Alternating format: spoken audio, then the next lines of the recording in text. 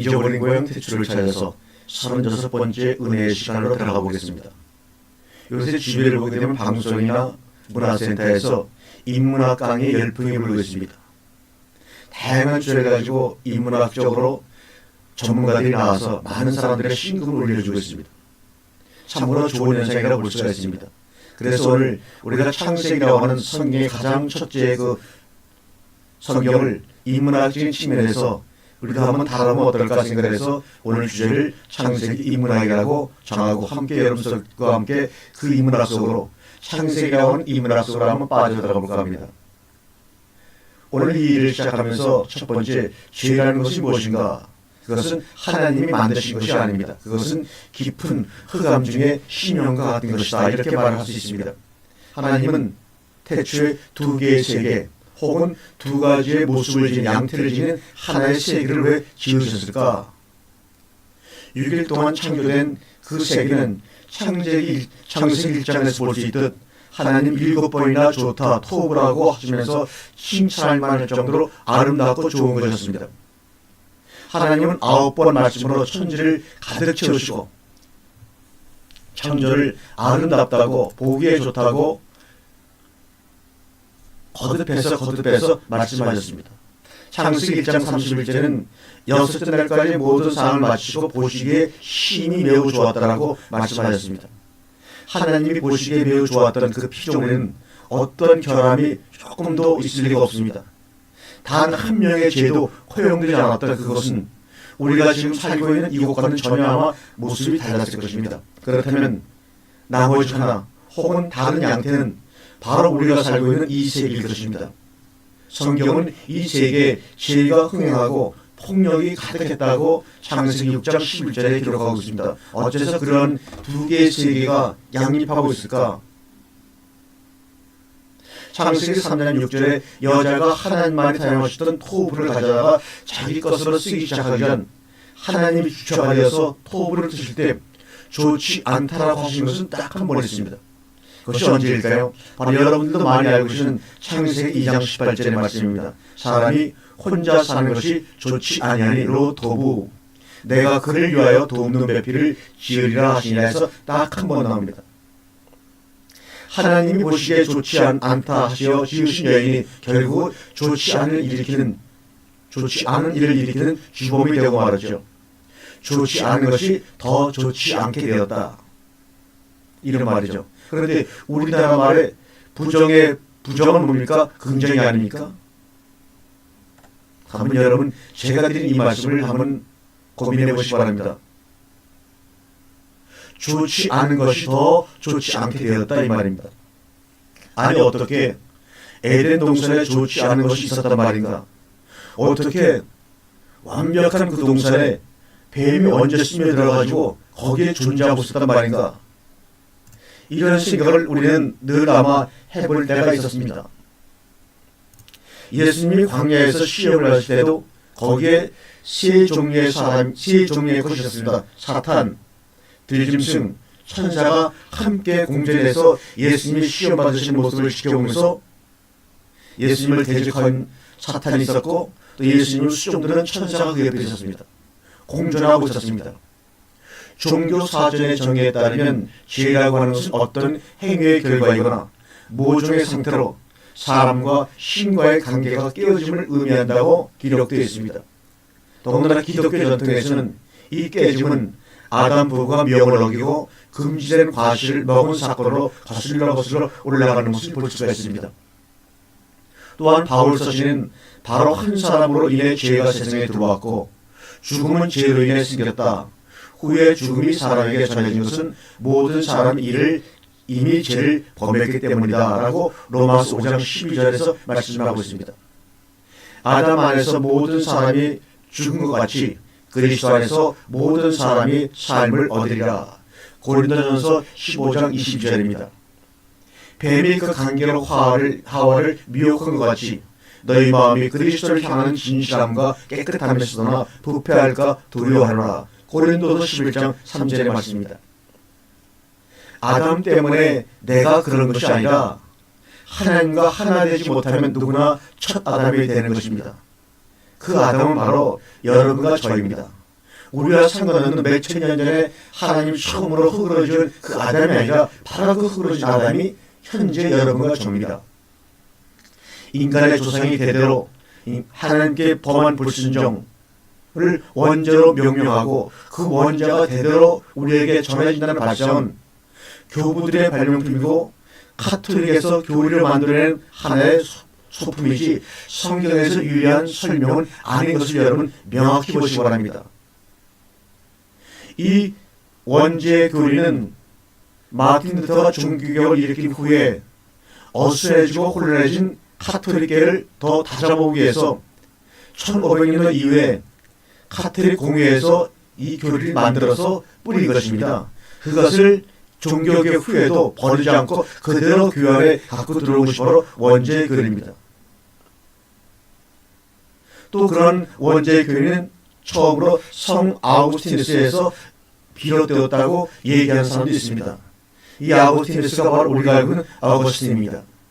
상식적으로 하나님이 전지전능하고 자유롭다면 소위 아담과 하와의 타락과 신라원 사건은 창세의 실수 때문이 아니라 애정된 계획이어야 맞는 것입니다. 하나님이 무능 때문에 그런 것이 아니라 이미 하나님의 작전과 애정 속에 들어있는 하나님의 계획이라는 것을 우리는 인정해야 합니다.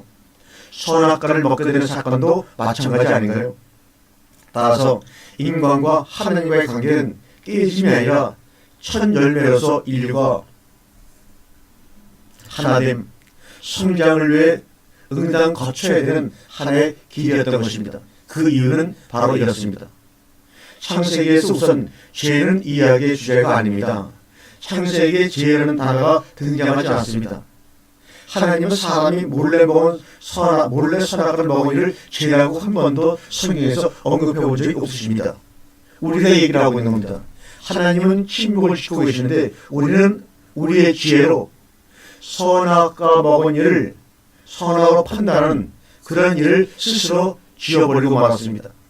성경에서 죄가 처음으로 언급된 것은 창세기 4장 7절입니다. 죄가 너를 원하나 너는 죄를 다스리라. 여기서 주목해 봐야 할 것은 이미 가인이 아벨을 죽이기 전에 하나님이 직접 가인에게 나타나셔 죄를 다스리라고 경고하신 것입니다. 그러나 가인은 그 말씀을 소홀히 여기고 들에서 아벨을 죽이고 만 것입니다. 가인과 아벨. 가인은 형으로서 가업을 이었습니다. 즉 그의 부친의 동산에서 받은 징벌을 짊어지고 매일같이 그는 땀을 흘리며 자갈이 쌓인 척박한 땅을 일궜습니다. 동생 아벨은 다른 일을 찾아 목동에 되어 소와 양을 이끌고 초원을 맴돌았습니다. 그런데 왜 제사를 지내던 그날 하나님께서는 계율을 회피한 목동의 식량을 기뻐하며 받으시고 거룩한 말씀을 따른 농부의 가시는 거절했을까요? 우리는 성경을 읽으면서 너무나 생각을 안 하고 그저 들었던 말씀을 기초해서 그대로 생각하고 넘어가는 경향이 지금까지도 우리들의 모습이 아닌가 저는 그렇게 생각을 해봅니다. 히브리어 성서의 지필의 편찬은 1000년에 걸쳐서 이루어진 책입니다. 어느 순간에 몇 년 동안 만들어진 책이 아닙니다. 구전이나 수사본으로 전해오던 모세응이 마침내 한 권의 책으로 완성된 것은 대략 기원전 5세기에서 4세기 사이 이스라엘 백성들이 바벨론에서의 포로 생활을 끝내고 그것이 바로 BC 537년 이후입니다. 예루살렘으로 돌아와 성전을 건축하기 시작한 기원전 537년 이후입니다. 그렇다 그러면 지금으로부터 구약 성경이 완성된 것은 한 2500년 조금 넘는 겁니다. 모세가 모세오경을 받아서 쓴 시를 대략 기원전 1500년으로 잡았을 때 1000년이 지난 다음에 모세오경이 정식으로 책으로 완성이 된 것입니다. 성경이 1장, 2장, 3장 장과 절로 정식으로 나눠진 것은 1551년에 지금으로부터 한 500년도 채 안 됐습니다. 로베르투스 스테파누스가 파리에서 간행한 그리스와 라틴어 신학생에서 정식으로 장가절을 나누기 시작했고 이 구분법은 곧 전 각국으로 퍼져나가 성경의 관례로 자리를 잡은 것이지 원래부터 장절이 구분되어 있던 것은 아닙니다. 잠언 8장 20절과 31절까지를 보면 또 에레미야 10장 10절을 보면 창세기 1장을 깨달은 솔로몬과 에레미야의 고백이 정확히 나옵니다. 6일 동안 이어진 하나님의 천지창조의 목적은 무엇이었을까? 하나님의 유일한 사랑 아담이었습니다. 우리 모두는 하나님의 유일한 사랑인 아담입니다. 우리가 죄를 짓더라도 회개하고 다시 하나님의 품에 안긴다면 하나님께서는 말씀하실 것입니다. 기쁘게 말씀하실 것입니다. 너는 다시 나를 남편이라고 불러라. 다시 나를 바알 주인이라고 부르지 마라. 호세아 2장 16절에서 얘기하고 있습니다. 여자 이샤와 남자 이쉬는 같은 어원에서 나왔습니다. 여자와 남자는 하나라는 의미입니다. 하나님을 매기로 하여 이 이샤와 이쉬는 하나님을 매기로 하여 생긴 단어입니다. 두 단어 사이에서 공통적으로 들어가 있는 하나님이라는 말이 빠지면 서로 분리되어 서로를 태워버리고 합니다. 그래서 나와 너는 하나야. 내가 너를 창조했지만 내가 너의 주인이 아니야. 이렇게 주님은 말씀하고 있는 것입니다. 창세기 6장 6절을 우리가 보면 하나님은 인간을 창조하시기 전에 이미 그들의 악함을 아셨을 텐데 왜 후회를 하셨을까? 이런 질문이 여러분 마음속에 들어야지만 창세기를 인문학적으로 제대로 보기 시작했다고 생각할 수 있는 것입니다. 창세기 2장 19절에 동물의 이름을 모두 짓자 하나님께서 물으셨습니다. 그럼 내 이름은 무엇이냐 아담아? 이렇게 묻자 아담은 땅에 엎드려 말했습니다. 당신은 유일하신 나의 아버지이십니다. 여러분 이 아담의 고백을 성경을 읽는 행간 그 말씀과 말씀 사이에서 끄집어낼 줄 알아야 합니다. 그것이 바로 인문학을 듣게 되면 우리가 알 수 있는 그러한 읽는 방법입니다. 그래, 내가 지금 내가 네 앞으로 데려온 이 모든 동물의 이름을 지어주었지. 그러면 네가 앞에 있는 내 이름은 무엇이라고 생각하느냐? 이 하나님의 영광스러운 질문 앞에 아담은 땅에 엎드려 무릎을 꿇고 당신은 유일하신 나의 아버지입니다. 이렇게 고백을 한 모습을 저는 마음속에서 그려보며 확신을 갖습니다. 제 막내 아들 민수에게 나의 이름은 아버지입니다. 항곤이라는 그 이름은 타인이 부르는 식별 교육일 뿐이지 그 아이들에게는 나는 아버지가 맞는 이름입니다. 신약에 와서 예수님이 너희들은 나를 누구라고 하느냐 이 말은 뭡니까? 너희들은 나의 이름을 무엇이라고 생각하느냐? 그럴 때 베드로가 주는 그리스도시요 살아계신 하나님의 아들입니다 라고 대답을 했습니다. 이 대답을 들었을 때 우리 주님이 얼마나 기뻐하셨는지 여러분도 아실 것입니다. 율법이 뱀을 통해 선과 악을 알게 하고 죄를 알게 하였습니다. 에덴 동산에서 서로의 손을 잡은 아담과 하와가 걸어 나왔습니다. 그리고 그들은 가장 음흉하고 지혜로운 뱀을 만났습니다. 그때 거룩한 법은 하나님의 거룩한 말씀은 뱀의 입을 열어 하와라 하여금 나무 위에 과실을 따서 자기가 먹은 후에 옆에 있는 남편에게도 하나 건네도록 유혹했습니다. 과실을 먹은 두 사람은 눈이 맑아져 부끄러움을 알게 되었고 그들의 마음속에 죄가 들어오게 되었습니다. 결국 뱀도 하나님의 작정 안에서 의도 안에서 사용된 피조물에 불과한 것입니다. 여기서 죄의 근원이란 무엇인가? 곧 뱀을 우상으로 삼고 다른 신을 섬기는 것이란 사실과 남편을 의지하여 주인으로 섬겨야 한다는 것을 말하고 있습니다. 노아의 8 식구는 매일 아침부터 늦은 밤까지 동물들을 먹이고 병을 치료하는 등 힘든 하루를 보냈습니다. 그 당시 모세오경도 없었던 시기입니다. 방주의 크기는 기껏 해봤자 가로 137m, 세로 23m, 높이 13m. 정말 이 지구상에 있는 모든 정결한 짐승과 부정한 짐승을 그 안에 싣고 살아가기에는 너무나 작은 규모였습니다. 그 작은 규모의 방주에 수많은 종류의 동물들을 태운 방주의 이름은 구원의 방주지만 사실 그것은 그 실상은 광야입니다. 온 세상이 뒤섞인 장소가 바로 노아의 8 식구가 타고 있던 방주입니다. 노아는 자신의 하체를 보고 형들에게 알린 함의 행동을 보고 직접 저주를 내리지 않고 그의 자손 가나안에게 저주를 내렸을까? 창세기 9장 1절에 보면 하나님이 노아와 그의 아들들에게 복을 주시며 그들에게 이르시되 생육하고 번성하며 땅에 충만하라. 노아는 방주에서 나왔을 때 하나님께서 자신감을 포함한 가족들을 모두 축복하셨음을 깨달았습니다. 함도 하나님이 축복하셨습니다. 그래서 함 대신 그의 아들 가나안을 축복할 수밖에 없었던 것입니다. 인간 세계에 빈부귀천이 생긴 것은 언제부터 인간 세계에 빈부귀천이 생겼을까? 양극화 현상이 일어나기 시작했을까? 고민해 보니까 창세기 9장 25절 이후에 생긴 것이 아닌가 저는 생각해 봅니다.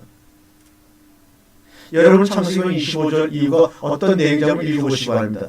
이때부터 인간 세계도 빈부의 기천이 생겼고 형제지간에도 신분과 운명이 각기 달라져 버리고 말았습니다. 방주에서 함께 구원받은 사람의 자손이라 하더라도 누구는 누구의 주인이 되었고 누구는 누구에게 하인이 되었습니다. 다시 말하면 갑과 병이 생긴 것입니다. 어머니의 뱃속으로부터 노예로 태어난 사람이 생긴 것입니다. 함의 자손으로 태어나면 함의 자손의 인생을 살아갑니다.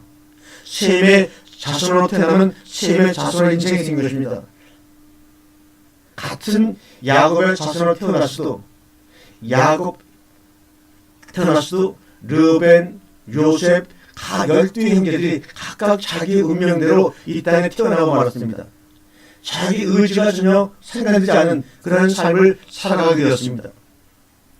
노아의 아들들의 상태를 한번 보겠습니다. 영적으로는 셈, 함, 야벳으로 흘러갑니다. 함이 가장 영적으로 낮은 상태에 있습니다.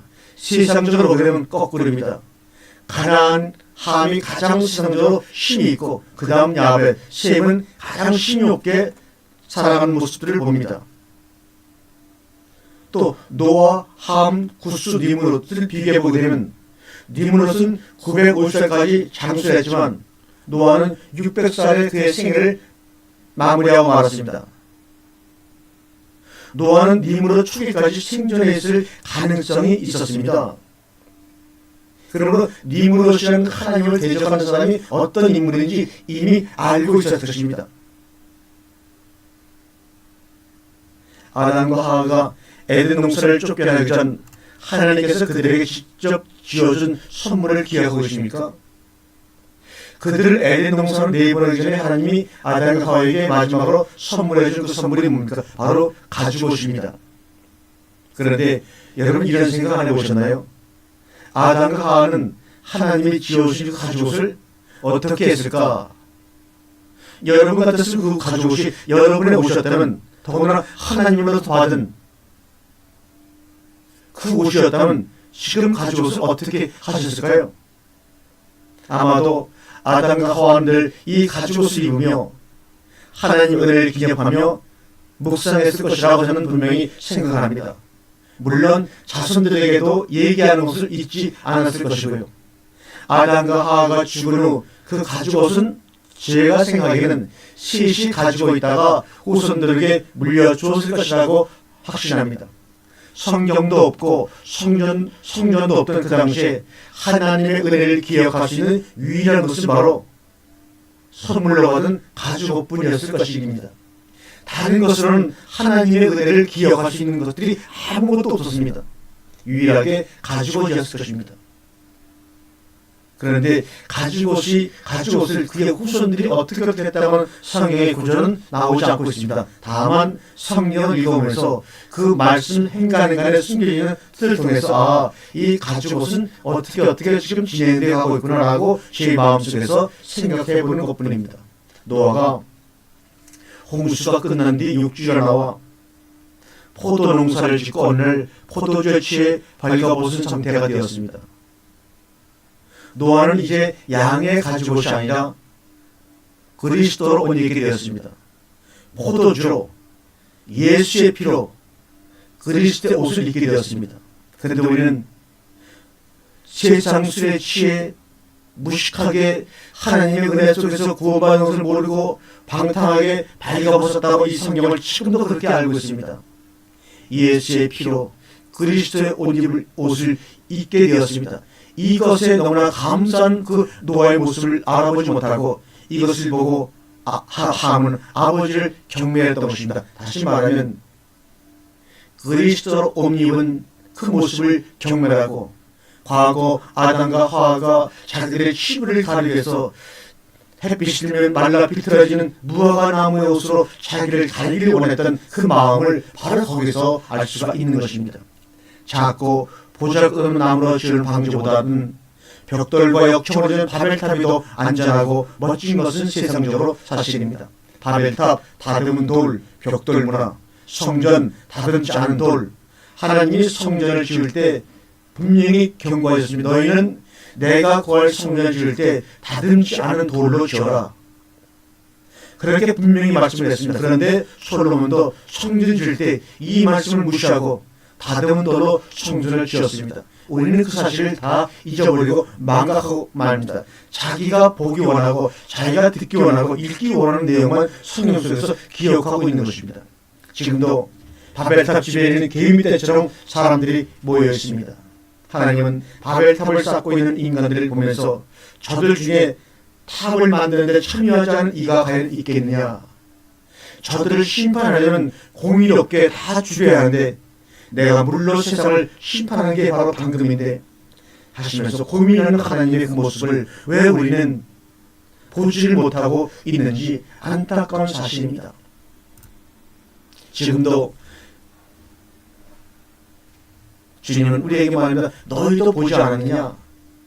조금 살만하니까 바로 높은 탑을 쌓는 것이 인간인데 훗날 어떤 일인들을 저지르지 못하겠느냐? 나는 저들을 죽이는 대신에 저들의 언어를 혼잡하게 만들려고 한다 하시면서 인간들의 언어를 혼잡하게 만들어서 온 지구상으로 흩어 버리셨습니다. 하나님이 혼잡하게 하신 언어가 하나가 되는 건 통역이 발달되는 것도 아니고 종교로 그들의 사상이 하나가 된다는 가능한 것입니다. 그러나 세계 단일 종교를 그렇게 만들려고 하는 것입니다. 즉 창세기 11장 바벨탑을 더 강력하게 쌓아 나가려고 하는 인간의 제약된 모습들이 세계 단일 종교라는 것을 만들려고 그렇게 지금 밑에서 바벨탑의 그 주인공들이 지금 노력을 하고 있는 것입니다. 이슬람교는 코란을 중심으로 전 세계 이슬람 교인들이 뭉치고 있습니다. 각자 언어는 틀리더라도 코란을 읽을 때는 어느 나라든지 아랍어로 통일해서 코란을 읽고 듣습니다. 나라와 문화가 다 달라도 코란만은 아랍어로 읽고 해석하고 합니다. 지금까지. 그렇기 때문에 이슬람교는 어디에 나라가 되든지 어떤 나라의 빈부의 격차가 되든지 그들은 하나로 뭉치는 모습을 지금도 무섭게 바라보고 있습니다. 그런데 기독교는 초기부터 달랐습니다. 히브리어로 헬라어로 기록이 되지 않나 라틴어로 기록이 되었고 AD 5세기에는 종교개혁과 왕권 문제로 혼란스러운 시기에 거기다 인쇄술까지 발달되어 자기들의 이해관계에 맞게 자기 나라 말로 수백 개 언어로 번역이 되고 말았습니다. 우리나라 경우도 미국, 유럽의 선교사가 들어오면서 처음부터 우리에게 맞는 정확한 성경 번역이 어려운 시절이었습니다. 예로부터 중국과 일본의 영향을 받아 한글로 성경이 번역이 되었기 때문에 우리의 언어의 감정으로 성경을 해석에 들어가기를 어렵게 만들어버리고 말았습니다. 언어가 혼잡해지므로 진정으로 인간사에 닥친 가장 불행한 점은 하나님의 법을 직접 받을 수 없게 되었다는 점입니다. 바벨탑 사건 이후 노아의 자손들 중에 19은 아담과 하와의 언어를 잊어버렸고 신라에게 어려운 통역을 거쳐야만 하나님의 법을 겨우 이해할 수 있게 되었습니다. 처음에는 조상들로부터 전해지는 에덴의 옛 언어를 말할 줄 아는 이들이 일부 있었지만 몇 대가 지나 발음이 변하면서 옛 언어는 비속어나 방언이나 사투리로 변질되고 말았습니다. 변두리로 물러가고 말았습니다. 평생 경전 연구에 매진한 줄곧 성경의 원문을 이해하고자 했지만 수많은 주석과 엇갈린 해석으로 인해 어른을 거쳐서 성경의 진정한 의미에 접근할 수 없게 되었습니다. 하나님의 말씀은 결국 학자들의 논쟁의 대상으로 여겨지게 되었습니다. 하나님께서 세우신 완벽한 질서는 희미한 전설로 전락되었고 신의 기적은 신학 속의 인물들이나 믿을 법한 것으로 변해버리고 말았습니다. 사람들은 니무롯을 거룩한 불로 섬기면서 조로아스터라고 이름을 불렀습니다. 바로 조로아스터가 자신은 그 불을 섬기는 니무롯을 섬기는 바로 그 종교입니다. 니무롯, 이것은 바알, 바벨론 이렇게 부르는 것입니다. 이 같은 혼란 속에서 인간의 언어는 오히려 하나님의 법을 전달하는 데 있어 장애가 되어버렸던 것입니다. 죄인을 구원하는 진리인 사람들에게 직접 전해지지 못하고 비유, 우회, 무당의 애언을 통해서만 전해질 수 있게 되었습니다. 죄인들은 바벨탑의 완성이 인류의 용기와 지혜를 드러낸다고 믿었습니다. 그러나 그랬습니까? 최후의 날이 왔습니다. 밤새 남녀노소가 뜻을 모아 벽돌마다 노아가 남긴 자손의 이름들을 그가 하나하나 정성스럽게 이름을 새겼습니다. 모든 이들의 마음속에 단 하나의 소원만이 자리 잡고 있었습니다. 즉 우리의 집 바벨에서는 다시는 절대로 가족과 헤어지지 않고 살 것이다 라는 그 마음의 소원만입니다. 바벨탑의 사건 이후 노아의 자손들은 조상이 사용하던 언어를 잊어버렸고 하나님과의 소통은 단절되었습니다. 아브라함의 아버지 데라의 시대 유프라테스강 하류 태양이 뜨는 곳에 살던 셈의 후예들은 이교를 신봉하며 점성술의 심찬자들로 변하고 말았습니다. 이들 중 하나님의 거룩한 이름을 아는 사람은 아무도 없었습니다. 데라 역시 달의 신 난나를 모시는 제사장이었습니다. 그는 시간 날 때마다 집에서 신상을 조각하여 지역 주변의 지역민이나 인근 지역 사람들에게 팔아서 떤 생활을 했습니다. 어떻게 이런 일이 일어났을까요? 데라는 아들 아브라함의 총명을 보고 점술과 신전의 의식을 가르치며 그가 자신의 길을 이어 제사장이 되기를 바랐습니다. 그랬던 아브라함을 하나님 은혜 가운데서 불러서 선별해서 하나님의 자녀로 만들어가는 과정이 바로 창세기 12장 이후에 요한계시록까지의 내용입니다. 난나를 숭배하니 난나는 달의 신입니다. 난나를 숭배하니 나무를 숭배하는 것이 낫겠다. 이 말은 지금 아브라함과 데라가 지금 서로 논쟁하는 겁니다. 아버지가 숨기는 난나를 숭배하는 것보다 제가 볼 때는 나무를 숭배하는 게 낫겠습니다. 무슨 소리야 이놈아. 나무는 풍성한 열매와 잎사귀로 그늘도 만들고 비를 막아주지 않습니까? 그러나 이 난나는 아버지께서 쪼개놓은 장작으로 만들어낸 창작물에 불과합니다. 또 얘기합니다. 나무를 숭배하는 것보다는 불을 숭배하는 것이 낫습니다. 나무는 불을 견뎌내지 못하니까요. 또 불을 숭배하는 것보다는 물을 숭배하는 것이 어떤지요? 왜요? 불은 물을 만나면 꺼지니까요. 하지만 물은 흙에 떨어지는 순간 흡수해 버리니 흙을 숭배하는 것이 낫겠지요. 흙을 숭배하니 태양을 숭배하십시오. 왜냐하면 땅은 태양이 있어야 풍성한 수확을 얻을 수 있으니까요. 그리고 그런데 태양을 숭배하는 건 어두운 밤을 숭배하는 것만 못합니다. 왜냐고요, 아버지? 밤이 지나면 아침이 오지만 어두운 밤이 되면 태양은 달과 별들에게 자리를 내어줘야 하니까요. 아버지, 그러니 이 모든 것은 신이 아닙니다. 전능하신 하나님이 만든 창조물 뿐입니다. 라고 서로 논쟁하는 모습을 한번 상상으로 그려본 내용을 여기다 적어본 것입니다. 물론 성경에 나오는 얘기는 아닙니다. 창세기 인문학적인 측면에서 한번 이렇게 구상을 해본 것입니다. 성경은 시작에 가는 이야기면서 동시에 마지막에 가는 이야기입니다. 그래서 성경은 시작의 이야기를 통해 마지막을 볼 수 있다 이렇게 얘기를 합니다. 하나님은 시초부터 종말을 보여주신 분이라고 이사야서 46장 10절과 11절, 전도서 1장 9절과 31장 15절에 3장 15절에 나와 있습니다. 하나님은 시초부터 종말을 보여주신 분이다 이렇게 말씀하고 있습니다. 창세기 1장과 3장은 인류 역사 전체와 마지막을 보여주고 있습니다. 창세기 1장과 3장은 인류 역사의 시초와 마지막이 다 집약되어서 그 안에 들어가 있습니다. 창세기는 분명 단지 지나간 이야기가 아닙니다. 이것은 우리 시대의 이야기이며 또한 마지막에 일어날 예언적인 그림입니다. 예를 들어 창조 6일은 인류 역사 6천년의 예언적 그림이라고도 할 수가 있는 것입니다. 이처럼 마지막은 시작과 긴밀하게 연결되어 있기 때문에 마지막을 알기 위해서는 시작을 알아야 합니다. 또한 성경 전체를 알기 위해서도 창세기를 반드시 깊게 알고 깨달아야 합니다. 이사야서 46장 10절과 11절을 읽겠습니다. 내가 시초부터 종말을 알며 아직 이루지 아니한 일을 옛적부터 보이고 내가 말하였은즉 반드시 이룰 것이요 계획하였은즉 반드시 내가 시행하리라.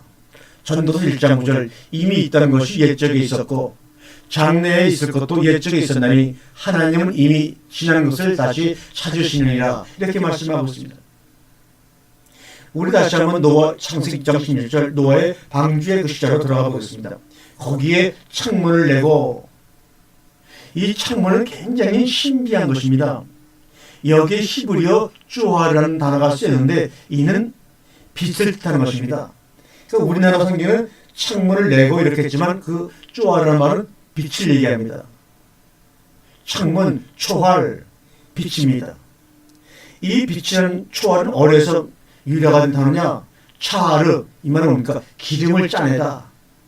기름이라는 말에서 초활이라는 빛이라는 말이 만들어졌는데 우리나라 성경에는 이것을 창문이라고 말하고 있습니다. 다시 말하면 그러니까 기름을 짜내서 그 기름을 가지고 빛을 만들어내는 것이 바로 뭐냐? 창문이라는 것입니다. 여기서 창문을 내고 이 말은 완성하다, 마치다 이런 말입니다. 칼알 기름을 짜가지고 빛을 내는 그 모든 행위를 마쳤다 이런 말입니다. 문은 옆으로 내고 페라르 숨 문은 옆으로 내고 쪼아르는 창문. 이 창문이 뭐냐? 우리가 히브리어에는 복수, 단수, 쌍수가 있다고 했습니다. 그런데 이 쪼아르는 창문은 쌍수로 짝이 있다는 말입니다. 정오, 대낮, 낮 이렇게 다른 데서는 이 창문이라는 단어가 정오, 대낮, 낮 이렇게 다른 뜻으로 번역이 되어 있습니다. 여기에 많은 그런 그 성경 구절이 적혀 있는데 대낮으로 번역된 이런 본문들, 낮으로 번역된 본문들, 은혜적으로 아주 큰 기쁨이라고 쓴 욥기서들, 이렇게 백주 이런 데서는 다 이런 뜻으로 번역이 되었고 오직 창세기 6장 16절에서만 창문으로 번역이 되었습니다. 그러므로 여기서 창문의 뜻은 바로 여기 있는 많은 성경 구절에 나와 있는 이러한 모든 뜻들을 함유하고 내포하고 있다고 여러분이 이해하시면 됩니다. 그리고 이 단어의 어는 아까도 말한 대로 차르에서 유래가 되었다고 말씀드렸습니다. 그 뜻은 기름을 짜내다. 욥기서 24장 11절에는 기름을 짜내다라고 번역이 되어 있습니다. 이 상을 우리가 유추해서 보면 기름을 짜내어 빛을 밝히는 것이라고 말씀드린 것처럼 기름을 짜내서 빛을 밝히는 겁니다. 다시 말하면 이것은 누구를 의미하는 것입니까? 빛 대신 예수 그리스도를 의미합니다. 그리스도라는 말은 기름을 받은 자 아닙니까? 기름을 받은 자가 짜서 우리에게 빛을 주는 것, 그게 뭡니까? 예수 그리스도입니다. 그러므로 거기에 창문을 내고 이 말은 거기에 예수 그리스도가 모든 준비를 마치고 완성하셨다는 것을 의미하는 것입니다. 그렇기 때문에 이 창문은 굉장히 신비로운 것입니다. 하나님께서 노아에게 빛을 만들라고 명하셨습니다. 노아에게 빛을 만들라. 참 대단한 명령 아닙니까? 이것은 메시아의 빛이 방주 안으로 들어오게 하는 것을 의미하는 것입니다.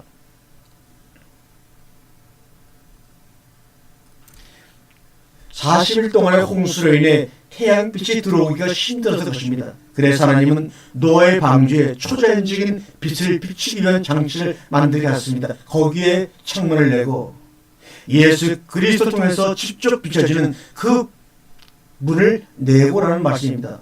홍수 노아가 창문을 열고 까마귀 비둘기를 보냈는데 여기서는 다른 단어, 여기서는 창문이라는 단어가 아까 말한 쪼알이라는 바로 이 단어를 쓰지 않고 홍수가 끝인 다음에 창문을 열고 까마귀를 내어보냈다고 했을 때 이 창문은 하론이라는 다른 당을 쓰셨다는 것을 우리는 여기서 분명히 알고 넘어가야 됩니다. 하론, 이것은 이게 뭐냐? 바로 이것이 정상적으로 우리가 생각하는 그 창문을 얘기할 때 하론이라는 히브리어를 씁니다.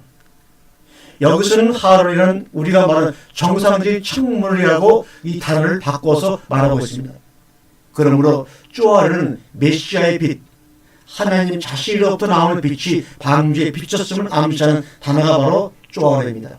그래서 그 다음에 창문을 열고 있을 때는 쪼아르를 쓰지 않고 할론이라는 단어를 쓰므로 말미암아 쪼아르가 어떤 뜻인지를 우리에게 암시하고 있었다는 것입니다. 첫째 날, 창조 첫째 날 빛이 있으라.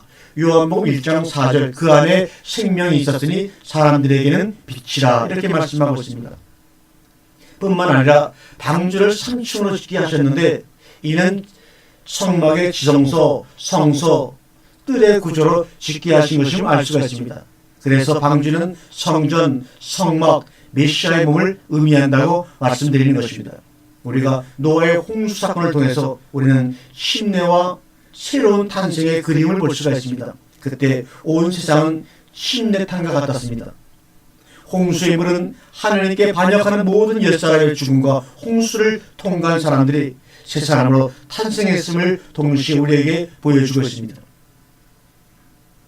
옛사람, 하나님을 대적하던 혼돈과 공허의 세상은 홍수로 인해 끝이 났습니다. 홍해의 출애굽 사건도 마찬가지입니다. 애굽에서 나온 이스라엘 백성들이 홍해를 통과할 때 온 이스라엘 사람은 애굽의 노예라는 옛사람으로부터 구원받고 새로운 사람이 되었습니다. 그래서 사도 바울은 고린도전서 10장 1절에 2절에서 홍해를 거대한 침례탕으로 비유했습니다. 침례는 히브리어로 테빌라이고 침례탕은 미크바라고 합니다. 테빌라는 두 가지 히브리적인 의미를 가지고 있습니다. 첫째는 테빌라는 무덤에 들어가는 것이고, 두 번째는 어머니의 자궁 속에서 새 사람이 탄생하는 것입니다. 그러니까 같은 단어인데 두 개의 뜻이 있습니다. 무덤 속에 들어가는 것, 어머니의 자궁에서 새 사람이 탄생하는 것. 그런데 이 두 개의 내용이 전혀 반대 아닙니까? 하나는 어머니의 자궁에서 새 사람이 탄생하는 것이고, 하나는 죽어 무덤에 들어가는 것이고, 어떻게 전혀 다른 그의 내용을 테빌라라고 하는 하나의 단어 속에 함의하고 있을까요? 참으로 히브리어가 이래서 신기합니다. 즉 무덤에서 옛사람이 죽고 어머니의 자궁 속에서 새 사람이 탄생하는 것을 의미하는 말로 테빌라, 심내라는 말이 사용되어진 것입니다. 그러므로 여러분이 세례를 받았다고 하는 것은 예수 그리스도와 함께 십자가에 못 박혀 죽고 어머니의 자궁에서 새 사람으로 탄생하는 것을 의미한다고 이미 테빌라라고 하는 히브리 글자 속에 그 의미가 다 내포되어 있는 것입니다. 아담으로부터 시작된 인류의 첫 10대는 이렇게 실패하게 되었고 결국 노아의 홍수의 심판으로 다 멸망을 당하고 말았습니다. 홍수 이후 새로운 시작이 되었던 노아의 자손도 결국엔 또 실패합니다. 또한 바벨탑을 쌓는 것을 통해 전 인류의 역사가 하나님께 반역하는 방향으로 흐르게 되었죠. 그 이후 성경의 기록은 바로 이런 인류의 계속되는 하나님께 반역되는 역사를 철저하게 하나도 빠지지 않고 기록을 하고 있었습니다. 족장들, 창세기 12장부터 50장까지는 이제는 족장들의 이야기가 연속해서 이어져 가고 있습니다. 족장들이라면 아버지들이라고도 말하는 것입니다. 히브리어는 아보투라고 합니다. 아브라함, 이삭, 야곱, 이 세 사람이 믿음의 아버지들, 이스라엘의 아버지들입니다. 유대인들은 아브라함, 이삭, 야곱 세 명의 아버지들이 특정한 영적인 특성을 대표한다고 말씀을 드렸죠. 창세기 12장 1절에 가라 너는 아브라함아 너는 여기서 떠나서 내가 지시하는 땅으로 가라. 이 말은 레크라는 말이다. 레크 가라 너는. 창세기 12장 1절은 인류의 역사를 바꿔놓는 위대한 말씀입니다. 레크 가라는. 그리고 그 말씀에 대한 아브라함의 순종이 인류의 역사를 바꾸어 놓은 것입니다. 아브라함은 창조 후 1948년에 출생했습니다. 그런데 이스라엘 나라가 나라를 잃고 2000년 동안 방황하다가 1948년도에 팔레스타인의 작은 땅을 가지고 새롭게 회복되었습니다. 참으로 신기한 일입니다. 가나안 땅에 2023년 즉 75세에 도착한 것으로 추정이 됩니다. 이스라엘 나라도 AD 1948년에 탄생했기 때문에 저는 AD 2023년을 주목할 필요가 있다고 보여지는 것입니다. 아브라함은 니브로 지배하는 바벨론에서 최초로 나온 사람들입니다. 그는 니블롯과 모든 우상 시스템을 거부하고 여호와 하나님을 어떤 방식으로든 만났을 것입니다. 그리고 하나님만을 섬기기로 작정하고 바벨론에서 나와 약속의 땅으로 레카 가라는이라는 말씀에 순종하여 그 땅으로 건너온 것입니다. 하나님께서 아브라함에게 말씀하신 가라는 이 말은 무슨 말입니까? 너를 찾아라, 너를 알아가라는 히브리어입니다. 하나님께서 그를 바벨론의 땅에서 가나안 땅으로 가라고 말씀하신 것은 이제부터는 너는 너를 찾아라, 너를 알아라. 소위 말해서 너 자신 알려고 했던 소크라테스의 말처럼 철학이라는 모든 명자가 자기 자신을 찾아가는 참 자아를 찾아가는 과정을 한다면 이미 하나님은 수천 년 전에 아브라함에게 말씀하셨습니다. 너는 너를 찾아라, 너를 찾아서 가라, 내가 너를 찾게끔 도와주겠다는 이 말이 바로 철학의 시초가 아니었는가 생각이 듭니다. 레클레카인데 이를 기억하는 내 자신에게로 가라, 자신을 위하여 가라 이런 말입니다. 내 자신에게로 가 이런 말입니다. 바벨론에서 나와서 가나안 땅으로 들어가는 그 여정이 무슨 길이냐? 자기 자신에게로 돌아가는 길입니다. 하나님이 자신의 형상으로 창조한 그 태초의 그 형상의 모습으로 너는 돌아가라 이 말입니다. 그러니 엄청난 말씀을 지금 단 두 개 단어를 통해서 인류들에게 아브라함에게 지금 하시고 계신 것입니다. 이 말은 자신의 진정한 정체성과 목적을 찾고 그 목적을 성취하기 위해 떠나는 뜻을 담고 있는 것입니다. 바벨론에 머물러 있으면 우리의 부르심은 성취될 수가 없습니다. 하나님께서 주신 부르심을 성취하기 위해 우리는 레크레카 해야 합니다. 레크레카. 우리는 가나안 땅으로 건너가야 합니다. 창세기에서 하나님은 아브라함에게 레크레카를 두 번 말씀하셨습니다. 첫 번째 레크레카는 하란에서 가나안 땅으로 가라는 명령입니다. 12장 1절입니다. 이는 바벨론 종교 시스템에서 나와 여호와 하나님의 이름을 부르는 믿음의 여정을 시작하고 모든 민족을 구원하는 비전으로 나아가는 부르심입니다. 두 번째 레크레카는 모리아 산으로 가라는 명령입니다. 출애굽기 22장 2절입니다. 첫 번째 레크레카에 대한 순종을 통해 부르심을 구체적으로 이루게 될 곳으로 가라는 것이 두 번째 레크레카라고 할 수가 있습니다.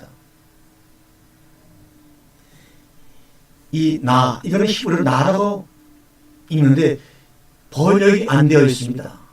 레크레카라는 그 원문 속에서 이 나라는 뜻이 번역이 안 되어 있는데 이것은 뭐냐? 부드럽고 신중하게 요청을 하는 겁니다. 내가 갑이니까 너는 우릴로서 너는 무조건 내 말을 들어야 돼. 이런 명령이 아니라 아주 부드럽고 신중한 요청을 할 때 나라는 히브리어를 씁니다. 허락을 좀 해주겠니?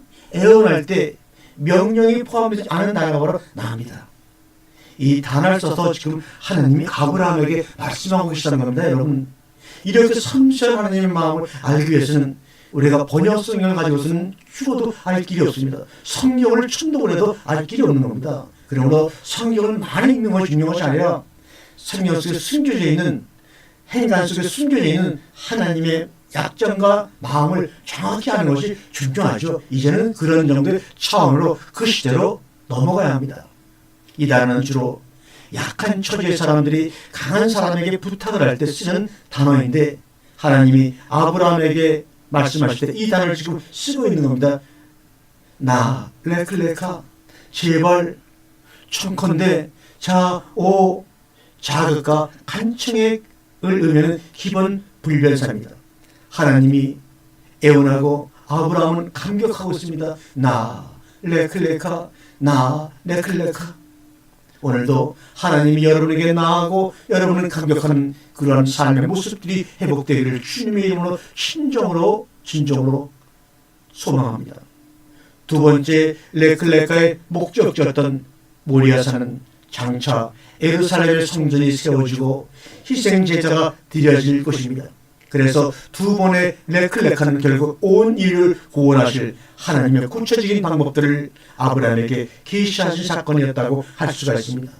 예수께서는 하나님이 아브라함이 당신을 아셨다고 말씀합니다. 요한복음 8장 56절의 말씀입니다. 오늘 이 말씀을 끝이고 여러분이 성경을 펴셔서 요한복음 8장 56절을 한번 읽어보시기를 주님의 이름으로 권면을 드립니다. 감사합니다.